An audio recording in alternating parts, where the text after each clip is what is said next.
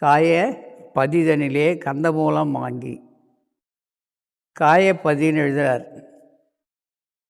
உத்ராபதி, ஸ்ரீபதி இப்படின்லாம் நாம் பார்த்துருக்கோம். பேர் வச்சுருப்பாங்க. உத்ராபதி என்றும் ஸ்ரீபதி என்றும் திருப்பதி என்றும் பெயர்கள் உண்டு இல்லைங்களா?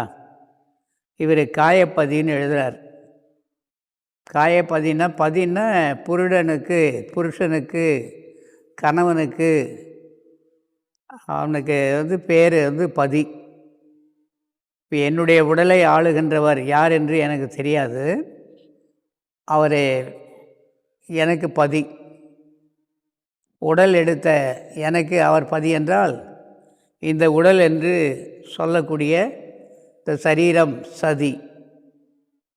இது சதி, உள்ளே இருக்கின்ற அவர் பதி. சதி பதி. அதுதான் பார்த்திங்கன்னா சிவன் சக்தி இரண்டுமே உடலில் உள்ள தத்துவம்.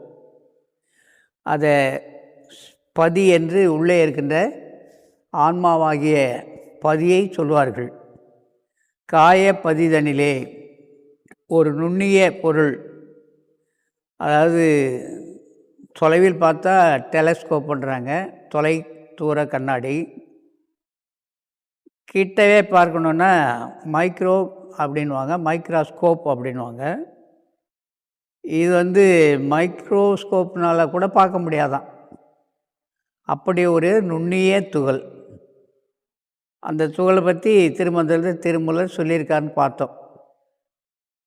அந்த காயப்பதிதனிலே இந்த அதிசூக்குமமான ஒரு சின்ன அணு வடிவ பொருள் இந்த உடலை ஆண்டு கொண்டிருக்கிறது. காயப்பதிதனிலே அவர் தான் புருஷனாக இருந்து ஆண்டுகிட்டு இருக்காரு. வள்ளல் பெருமான் இதை உரைநடை பகுதியில் நீ யார் எனில் அப்படின்னு சொல்லுவார். நான் யார் எனில் நான் சிற்றணு வடிவினன். நான் சிற்று அணு வடிவினன். என்னுடைய இருப்பிடம் லலாடஸ்தானம். இப்போ லலாடஸ்தானம்னா எது நமக்கு தெரியாது. அதற்கு முன்பு ஓங்கார பீடம் சொல்கிறார், ஒளி வட்டம்ன்றார், 1008 கமல இதழ் என்றார்.